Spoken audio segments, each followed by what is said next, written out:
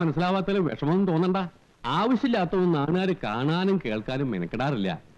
ഇനിയിപ്പോ 2-3 ദിവസത്തേക്ക് സുഖ, എന്തും കാണാം എന്തും കേൾക്കാം. ഇന്ത്യക്ക് സ്വാതന്ത്ര്യം കിട്ടിയ പോലെയാ. അപ്പോ ഈ പകൽ വെളിച്ചത്തിൽ ഇങ്ങോട്ട് പോകുന്നത് എന്താണാവോ? വിഷ്ണുവിനെ എനിക്കൊന്ന് അത്യാവശ്യമായി കാണണം. അയ്യോ, ഇന്നലെ വരായിരുന്നില്ലേ? മൂപ്പര് നാട്ടിലേക്ക് പോയി. അമ്മയുടെ കത്തുണ്ടായിരുന്നു. അമ്മ വലിയ പേടിയാ. എനിക്ക് ട്രാൻസ്ഫർ നാട്ടിലേക്ക്. മറ്റന്നാൾ അവിടെ ജോയിൻ ചെയ്യണം. അതിനുമുമ്പ് എനിക്ക് വിഷ്ണുവിനെ ഒന്ന് കണ്ടേ പറ്റൂ. ഇനി ഒരു 3-4 ദിവസം കഴിഞ്ഞ് നോക്കിയാൽ മതി. വീട്ടിൽ പോകുമ്പോ എന്നോട് പറയാമെന്ന് പറഞ്ഞിരുന്നു. എന്റെ ഒരു ഫോട്ടോ വേണം, അമ്മയെ കാണിക്കണം, അനുവാദം ചോദിക്കണം എന്നൊക്കെ പറഞ്ഞിരുന്നു. എന്റെ കുട്ടി, ആവശ്യമില്ലാത്ത കാര്യങ്ങൾ പറഞ്ഞ് എന്തിനാ ഇതെന്റെ ചെവിന്ന് എടുപ്പിക്കണേ? ഗാന്ധാരിക്ക് വരം കിട്ടിയ പോലെയാ. 3-4 ദിവസത്തേക്ക് എന്തും കാണാം എന്തും കേൾക്കാം. അത് നശിപ്പിക്കല്ലേ. സാറ് വന്നിട്ട് കാണുക, സംസാരിക്കുക, എന്ത് വേണേയാവാം. വെറുതെ എന്നെ എന്തിനാ ബുദ്ധിമുട്ടിക്കണേ? ഇപ്പൊ പൊക്കോളൂ. എന്റെ ഗുരുവായൂരപ്പാ, എന്തൊക്കെ കാണണം എന്തൊക്കെ കേൾക്കണം.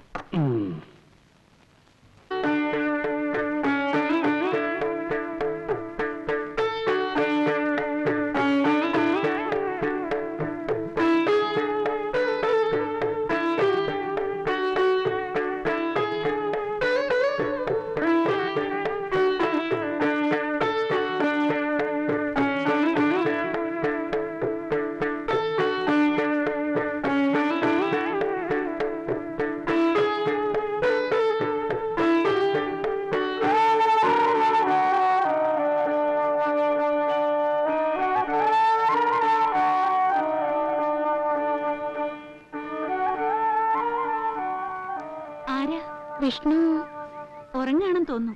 വിളിക്കാം. ആര് വന്നു പറയണോ? എന്റെ പേര് രാഗിണി എന്നാണ്. പറഞ്ഞ വിഷ്ണു അറിയും. ആ, കയറിയിരിക്കെ. വിഷ്ണുവിന്റെ ചേച്ചിയാണല്ലേ? അല്ല, ഭാര്യയാണ്.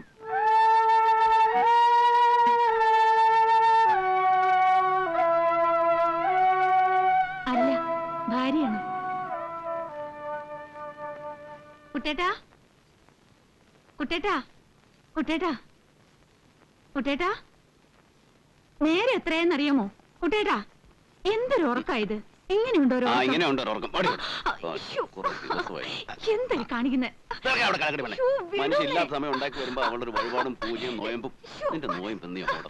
നാണല്ലോ. ശൃംഗരിക്കാൻ കണ്ടൊരു പ്രായം. ദേ, കാണാനൊരാള് വന്നിട്ടുണ്ട്. പോയി പണി നോക്കാൻ പറ. 3-4 ദിവസം സ്വസ്ഥമായിട്ട് ഭാര്യയുടെ കൂടെ കഴിയാന്ന് വെച്ചപ്പോ ഇവിടെയും വരും ശല്യങ്ങൾ. എന്റെ സീത, നീ എന്തിനാ ഞാനിവിടെ ഉണ്ടെന്ന് പറയാൻ പോയത്?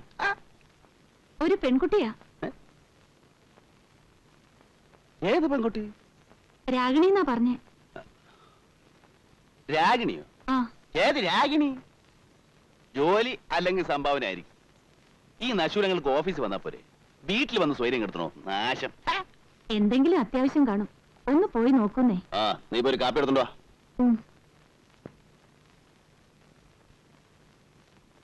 ഈശ്വര, പരീക്ഷിക്കരുതേ.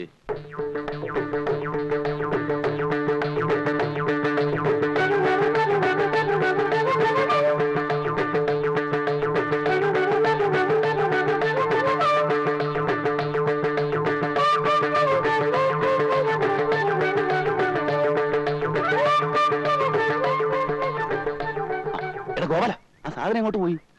സാധനോ? നീ കണ്ടില്ലേ? ആ പണ്ടാരം ഇവിടെ അന്വേഷിച്ച് വന്നിരിക്കുന്നു. ഏത് പണ്ടാരം? ഓ, അത് ശരി. കണ്ണേ കരളേന്നൊക്കെ പറയുന്നതിന്റെ പര്യായാണോ പണ്ടാരം? എനിക്ക് പ്രാണവേദന, പൂച്ചയ്ക്ക് തമാശ. വല്ല പ്രശ്നം ഉണ്ടാകണേ തടുത്തോണേ. നിനക്ക് ഞാൻ പുതിയൊരു ഷർട്ടും പാന്റും വാങ്ങിച്ചരാം. വാക്ക് പറഞ്ഞ വാക്കായിരിക്കും. കുട്ടേട്ടാ, കുട്ടേട്ടാ, ആ കുട്ടി പോയോ? ഏത് കുട്ടി? നീ വല്ല സ്വപ്നവും കണ്ടതായിരിക്കും സീതേ. ഇവിടെ വന്ന് നോക്കിയപ്പോ ഒരു കുട്ടിയുമില്ല, ചട്ടിയുമില്ല. ആ കുട്ടി ഇവിടെ ഇരിക്കാൻ പറഞ്ഞിട്ടാ ഞാൻ അകത്തേക്ക് വന്നത്. രാഗിണി എന്ന് പറഞ്ഞ കുട്ടേട്ടനെ അറിയുന്നില്ല. വെളുത്തിട്ട് കാണാൻ നല്ല തറവാടിത്തുള്ള കുട്ടിയാ. 10-22 വയസ്സേ ഉള്ളൂ. നീ അറിയോടാ? വല്ല കള്ളികളും ആയിരിക്കും. ഇപ്പൊ പല വേഷത്തിലും പേരിലും നല്ല തറവാടിത്തുള്ള കള്ളികൾ ഇറങ്ങിയിട്ടുണ്ട്. കഴിഞ്ഞ ആഴ്ച മറ്റേ ആ തമിഴന്റെ വീട്ടിൽ ഇതേപോലെ തറവാടിത്തുള്ള ഒരു സ്ത്രീ പേരും നാളും ഒക്കെ പറഞ്ഞു വന്നതാ. കുറച്ച് കഴിഞ്ഞപ്പോ TV ഇല്ല, ടേപ്പ് റെക്കോർഡറും ഇല്ല. കയ്യിൽ ഒതുങ്ങിയതൊക്കെ അടിച്ചോണ്ട് പോയി. ഇക്കാലത്ത് സ്വന്തം ആൾക്കാരെ പോലും വിശ്വസിക്കരുത് ചേച്ചി, അല്ലേ സാറേ? നീ പോയി സാധനങ്ങൾ വല്ലതും പോയിട്ടുണ്ടോ നോക്ക്. എന്റെ ഈശ്വര, ചതി പറ്റിയോ? നിന്നെ സമ്മതിക്കണം. നിന്റെ വായിൽ എങ്ങനെയാടാ ഇത്രയും പെട്ടെന്ന് ഇത്രയും വലിയ നുണകൾ വരുന്നേ? സത്യം മാത്രം പറഞ്ഞ് ശീലിച്ചിരുന്ന എന്നെ ഈ പരുവത്തിലാക്കിയ മറ്റാരുമല്ല, സാറ് തന്നെയാ. അപ്പൊ എന്റെ പാന്റിന്റെ ഷർട്ടിന്റെ കാര്യം മറക്കരുതേ. പോയി വണ്ടി കേടാ. ആ ടീച്ചറെ സൂക്ഷിച്ചോ, പെണ്ണറിഞ്ഞ മൂർഖം പാമ്പ. എപ്പോഴും ചേച്ചിക്ക് ഈ ഗോപാലൻ ഉണ്ടാവില്ല. അവൾ ഇത് 1ാം ക്ലാസ് ഒന്നും അല്ല, ഇതിനു മുമ്പ് പല ക്ലാസ്സുകളിലും പഠിപ്പിച്ചിട്ടുള്ളതാ. നീ പോയി വണ്ടി കേട് ചെല്ല്.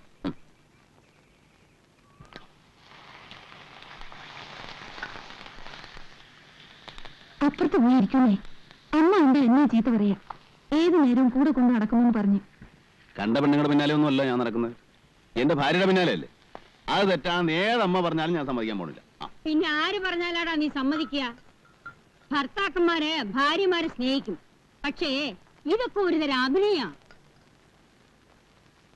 നീ സിഗരറ്റ് വലി തുടങ്ങി അല്ലേടാ? ഞാനോ?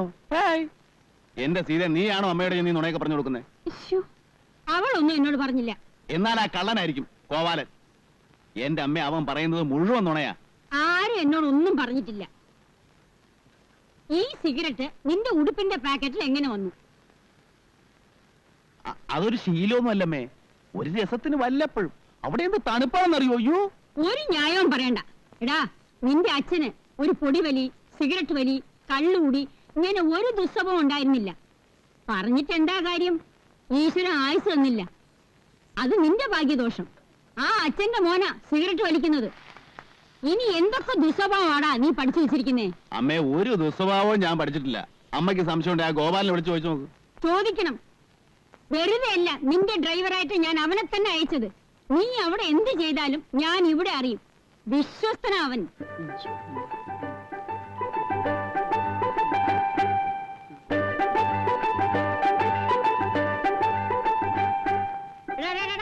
നിക്കണവിടെ. എന്തോന്നാടാ എന്നെ കണ്ടോണ്ട് അവിടെ ഒന്ന് പരുങ്ങുന്നു? ഒന്നുമില്ല, കൊച്ചമ്മയ്ക്ക് ഒരു ശല്യാവണ്ടെന്ന് കരുതി പോയതാ. ആ, എനിക്ക് നിന്നോട് ചില കാര്യങ്ങൾ ചോദിക്കാനുണ്ട്. നീ ഇങ്ങോട്ട് കയറിയിരിക്കെ. അയ്യോ, ഞാനിവിടെ നിന്നോളാം. കൊച്ചമ്മയുടെ മുന്നിൽ ഇരിക്കാനുള്ള കുരുത്തക്കേട് ഗോപാലിനില്ലേ?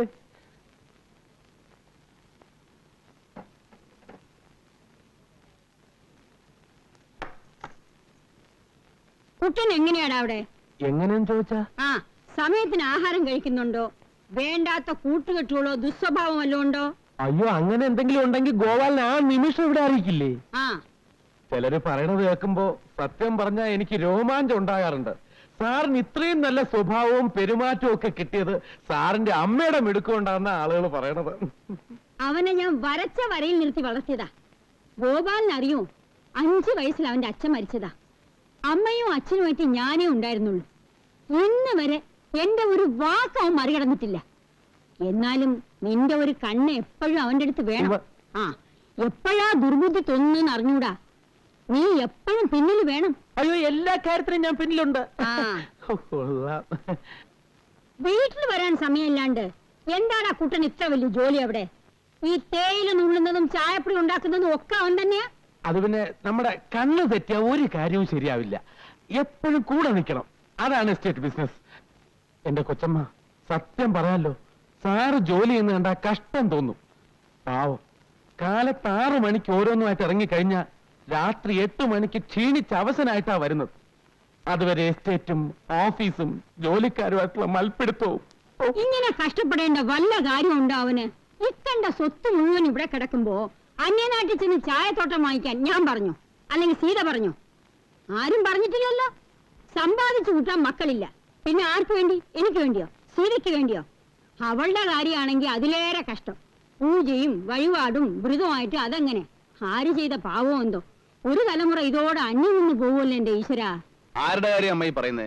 നിന്റെ കാര്യം തന്നെ. എടാ, 10-42 വയസ്സായി. ഇനിയെങ്കിലും വീട്ടിൽ അടങ്ങി ഒതുങ്ങി ഇരുന്നൂടെ നിനക്ക്? അയ്യോ, കൊച്ചമ്മ എത്ര വയസ്സാണ് പറഞ്ഞത്? 42.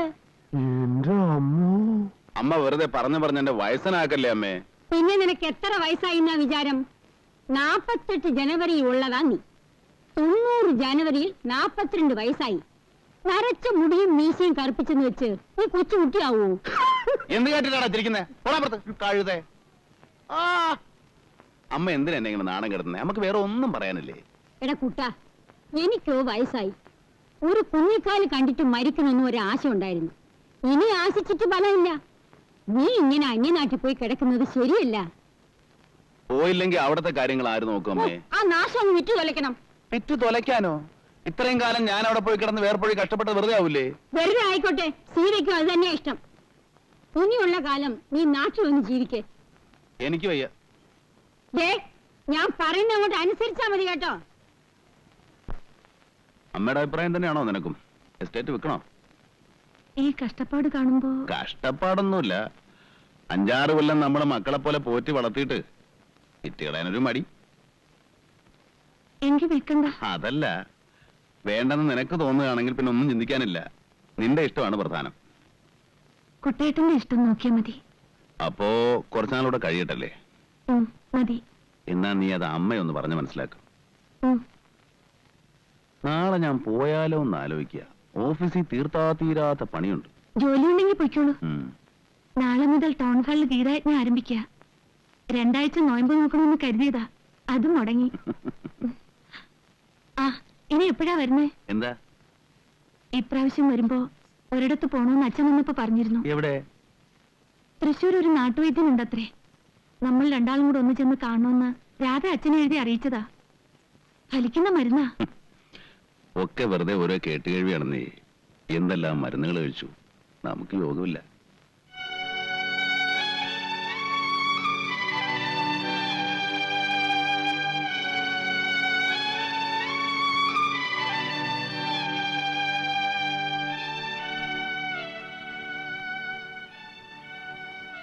ഞാനൊരു കാര്യം ചോദിച്ചാ ദേഷ്യപ്പെടോ? പറയ്.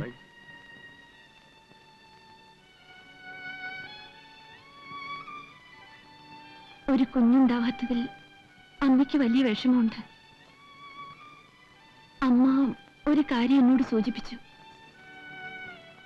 ആലോചിച്ച് നോക്കിയപ്പോ അതിൽ തെറ്റൊന്നുമില്ല. എനിക്ക് സന്തോഷമേ ഉള്ളൂ. വളച്ചേട്ടത് കാര്യം പറയും. കുട്ടികൾ ഉണ്ടാവുമെന്നുണ്ടെങ്കിൽ ഒരു ഒരു ഒരു ബന്ധം കൂടി ആവുന്നതിൽ എനിക്ക് വിരോധമില്ല. നിനക്ക് എങ്ങനെ മനസ്സ് വന്ന് സീത ഇത് പറയാൻ? വേറൊരു സ്ത്രീയെ അങ്ങനെ നമുക്ക് കുട്ടികൾ ഉണ്ടാവണ്ട. നിനക്ക് ഞാനും, എനിക്ക് നീ, അത് മതി.